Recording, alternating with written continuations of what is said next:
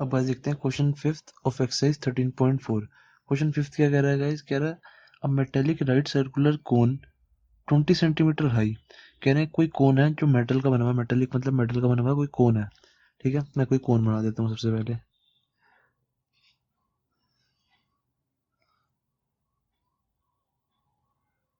ठीक है, ये कह रहे हैं कोई एक मेटेलिक कोन है जो 20 सेंटीमीटर हाइट है इस चीज की।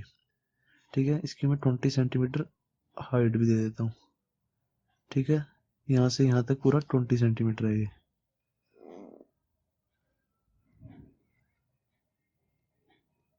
ठीक है, उसके बाद कह रहा है and whose vertical angle is 60 degree.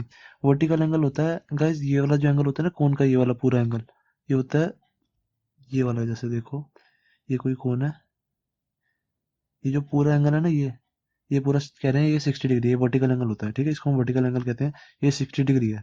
ठीक है, अब जैसे गाइस ये बीच में ना हमने हाइट बनाई हुई है, ये हाइट है ना ये।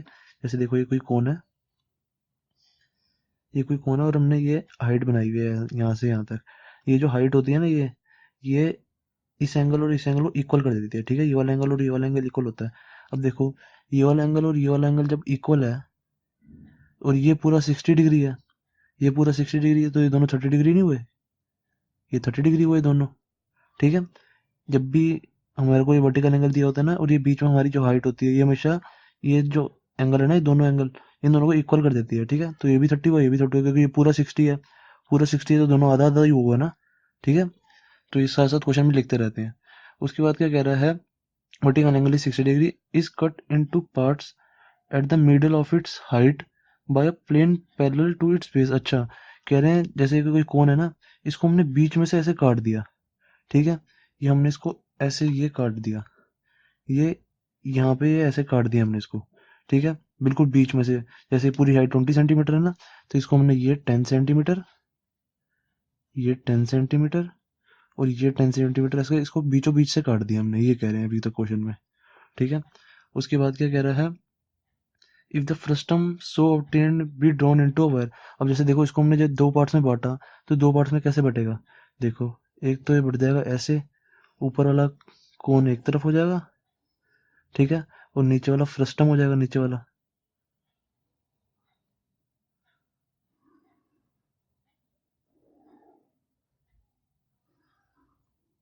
नीचे वाली चीज फ्रस्टम हो जाएगी। ठीक है, इसको हमने ऐसे बीच में से काट दिया।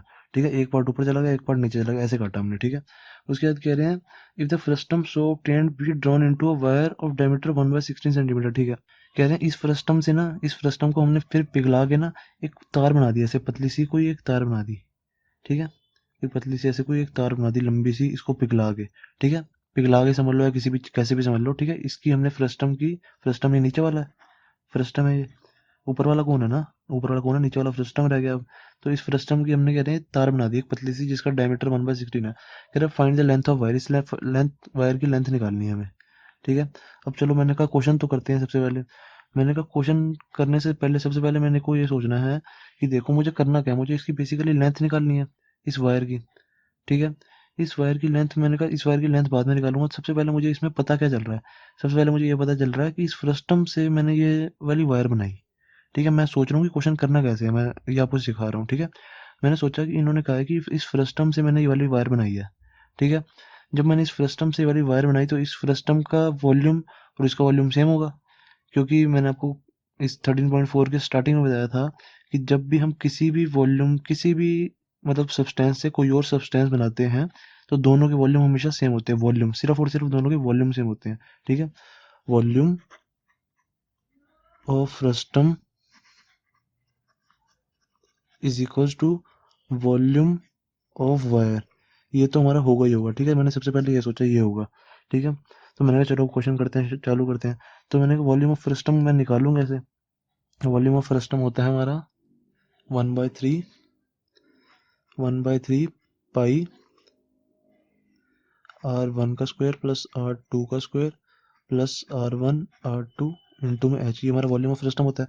असली में मैंने क्या सोचा, देखो वॉल्यूम ऑफ फ्रस्टम और वॉल्यूम ऑफ वायर इक्वल है, तो मैंने कहा इन दोनों में से तो मुझे कुछ नहीं पता ना, तो सबसे पहले वॉल्यूम ऑफ फ्रस्टम निकालते हैं, फिर वॉल्यूम ऑफ वायर निकालेंगे, फिर दोनों को इक्वल रख दूंगा। मैंने तो बस अभी तक यही सोचा है। ठीक है, जैसे मैं क्वेश्चन करता हूँ वैसे मैं आपको बता रहा हूँ, ठीक है। तो मैंने कहा पहले वॉल्यूम ऑफ फ्रस्टम निकालते हैं। वॉल्यूम ऑफ फ्रस्टम है ये हमारा, वॉल्यूम ऑफ फ्रस्टम, ठीक है। अब मैंने कहा कि वॉल्यूम ऑफ फ्रस्टम मैं निकालूंगा कैसे, मेरे को चलो पाई तो मेरे को पता ही होती है, 22/7 लगा दूंगा। R1 मैंने कहा ना R1 पता है ना R2 पता है ना H पता है, H पता है पूरा। H हमने ये यहाँ से ये काटा ना, तो H हमारे 10 सेंटीमीटर बचा हुआ है, ठीक है। H हमारा 10 सेंटीमीटर है, ये 10 सेंटीमीटर, क्योंकि नीचे वाली हाइट 10 सेंटीमीटर है ना, यही तो है हमारा फ्रस्टम नीचे वाला, ठीक है। तो 10 लेनी है। मैंने कहा हाइट तो चलो मेरे को पता है, मेरे को R1 और R2 नहीं पता। R1 और R2 क्या होंगे, ये हमारा R1 होगा, ये R1 होगा, और ये वाली चीज़ R2 होगी, ठीक है। छोटे वाली चीज़ R2 होती है। ऐसी सेम ये कोन की, हमने कोन को काटा ना बीच में से, तो ये कोन वाला भी R2 ही होगा ना। मैंने कहा किसी तरह R1 और R2 पता लग जाए, फिर मेरा ना वॉल्यूम ऑफ फ्रस्टम आ जाएगा। तो मैंने सोचा वॉल्यूम ऑफ फ्रस्ट चलो निकालते हैं, हम ये R1 और R2 निकालते हैं। तो मैंने सोचा, अब देखो इस फिगर में देखो, मैंने ना सबसे पहले इसको ऐसे जोड़ा, पूरा का पूरा इसको ऐसे जोड़ दिया। इसको नाम दे दिया A, B, C, D, E, इसको नाम देता हूँ F, इसको नाम दे देता हूँ G, ठीक है। कुछ भी दे दो अपनी मर्जी से।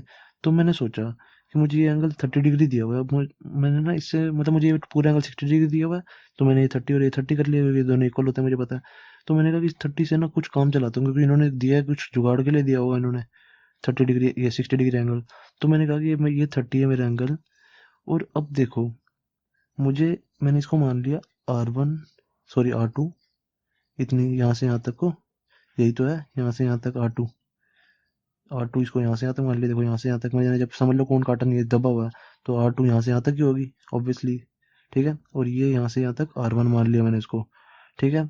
तो मैंने सोचा, और ये मुझे 10 10 दिया हुआ है, ए एफ 10 है, और एफ एफ और जी 10 है, क्योंकि ये देखो हाइट 10 आएगी ना, उन्होंने कहा था कि बीच में से काटा है हमने कोन को जब हम बीच में से काटेंगे तो ये वाली चीज़ 10 हो जाएगी, ये वाली चीज़ 10 हो जाएगी। मतलब ये ए एफ भी 10 है और एफ जी भी 10 है, ठीक है, 10 सेंटीमीटर। तो मैंने सोचा मुझे 30 डिग्री एंगल दिया और मेरा एक जुगाड़ बन जाएगा, मैं ट्रिग्नोमेट्री का फॉर्मूला लगा दूंगा। क्या, देखो 10 10 theta is equals to perpendicular upon में बेस। मुझे पता है ये मेरा 10 थीटा का फॉर्मूला होता है, 10 theta is equals to perpendicular upon में बेस, ठीक है। तो इधर 10 थीटा की जगह अब इन ट्रायंगल, ये देखो इन ट्रायंगल ए डी एफ, ठीक है, ए डी एफ ट्रायंगल में देखो, इन ट्रायंगल ए डी एफ में देखो, ठीक है। टेन थीटा, टेन थीटा की जगह मैं 30 डिग्री लिख दूंगा, क्योंकि एंगल मेरा ये 30 डिग्री है। 10 30 डिग्री इज इक्वल्स टू, ठीक है, परपेंडिकुलर अपन में बेस। अब थीटा के सामने वाली साइड हमेशा परपेंडिकुलर होती है, तो ये वाली चीज हमारी परपेंडिकुलर हुई, ठीक है। ये पी हुई हमारी परपेंडिकुलर, ठीक है, और ये वाली बेस हुई। ये मैंने आपको ट्रिग्नोमेट्री में ढंग से बताया हुआ है कि परपेंडिकुलर क्या होता है, बेस क्या होता है, ठीक है। परपेंडिकुलर वो होता है जो थीटा को, जो हमारा एंगल होता है ना उसको जो टच नहीं कर रही होती वो वाली साइड। देखो ये वाली साइड भी टच कर रही है, ये वाली साइड देखो ए डी भी टच कर रही है, और ए एफ भी टच कर रही है 30 डिग्री को, ठीक है, पर डी एफ नहीं कर रही। तो डी एफ हमारा परपेंडिकुलर हुआ, और जो 30 डिग्री की इस साइड होती है, जो स्ट्रेट दिख रही होती है, वो जो बचा हुआ वो बेस होता है, ठीक है। तो परपेंडिकुलर कितना है हमारा R2 अपॉन में बेस कितना है हमारा 10 सेंटीमीटर, ठीक है। तो इससे क्या आ जाएगा, R2 is equals to 10 into में 10, ठीक है। और ये 10 को इधर ले गया ना बस, मैं और कुछ नहीं किया मैंने। तो R2 इज इक्वल्स टू 10 30 होता है हमारा 1/√3, ठीक है। ये मेरे को पता है और आपको भी पता होना चाहिए, अभी तक तो आपको लर्न होने चाहिए हर फॉर्मूलाज, ठीक है। तो ये आ गया 1/√3 इंटू 10 इज इक्वल्स टू 10/√3, ठीक है। अब इसको यहीं पे छोड़ देते हैं, ठीक है, और आगे करेंगे। R2 मेरा आ गया 10/√3, ठीक है, इतना मेरा हो गया। अब मैं ऐसे ही सिमिलर निकालूंगा R1, ठीक है। अब यही वाला फॉर्मूला यूज करके R1 निकालूंगा। अब मैं देखूंगा इन ट्रायंगल ए बी जी में से मेरा R1 निकल जाएगा। ये देखो A B G, in triangle A B G, ठीक है, ए बी जी में मैं निकालूंगा R1, तो मेरा हो जाएगा 10 30 degree is equals to 10 30 degree is equals to हो जाएगा R1 बाय पूरा ए जी, R1 बाय पूरा ए जी। क्यों, देखो अब देखो इन ट्रायंगल ए बी जी में, ए बी जी पूरा बड़ा ट्रायंगल है, ठीक है। इसमें मेरा tan 30 degree tan theta is equal to सामने वाली साइड परपेंडिकुलर परपेंडिकुलर अपॉन में बेस, ये पूरा ए जी पूरा बेस हो गया, ठीक है। परपेंडिकुलर अपॉन में बेस वाला फॉर्मूला लगाया मैंने। तो आर वन कितना है मेरा, आर वन तो हमें निकालना है, आर वन बाय ए जी कितना है पूरा 10 और 10 20, ठीक है। पूरा ये 20 है ना ए जी, पूरी हाइट इसकी 20 सेंटीमीटर दी हुई है, तो ए जी हमारी हाइट होती है। तो ए जी कितना है मेरा 20 सेंटीमीटर, ठीक है। तो आर वन कितना आ जाएगा मेरा, R one is equal to 10 30 into में 20 इज इक्वल टू 1/√3 इंटू में 20 इज इक्वल टू कितना आ गया 20/√3, ठीक है। आर वन आ गया। अब बस मैंने आपको आर वन और आर टू निकालना बताया, ठीक है। क्योंकि मुझे मैंने क्यों निकाला, क्योंकि मुझे वॉल्यूम निकालने के लिए आर वन और आर टू चाहिए। एच मेरा दिया हुआ है पूरा, ठीक है। यहाँ से यहाँ तक फर्स्ट हम 10 सेंटीमीटर निकाली हुई है मैंने एच, ठीक है। तो अब देखो, अब इसको सॉल्व करते हैं, ठीक है।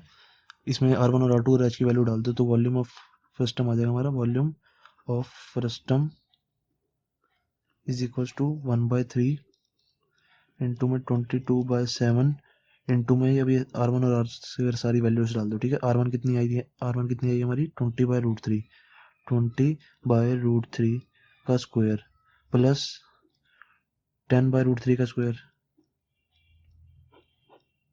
प्लस आर वन इंटू में आर टू। आर वन कितना है हमारा 20/√3 इंटू में आर टू कितना है 10/√3, ठीक है। ये हमारी ब्रैकेट क्लोज इंटू में एच कितना है हमारा। अब एच देखो, अब कई जने एच इसको 20 सेंटीमीटर लिख देंगे, एच 20 सेंटीमीटर थोड़ा लिखेंगे, क्योंकि हम वॉल्यूम हम फ्रस्टम निकाल रहे हैं, तो फ्रस्टम की हाइट लिखेंगे ना, एच एच में हम फ्रस्टम की हाइट लिखेंगे। तो एच फ्रस्टम की हाइट कितनी है, यहाँ से यहाँ तक, यहाँ से यहाँ तक कितना 10 सेंटीमीटर।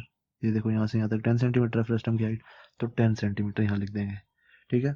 अब इसको सॉल्व करो, कितना आ जाएगा, इज इक्वल्स टू 1/3 इंटू में 22/7 इंटू में 20 का स्क्वायर होता है 400/√3 का स्क्वायर क्या होता है, √3 इंटू में √3 3 होता है। मैंने आपको पहले ही बताया √3 इंटू में √3 3, ठीक है।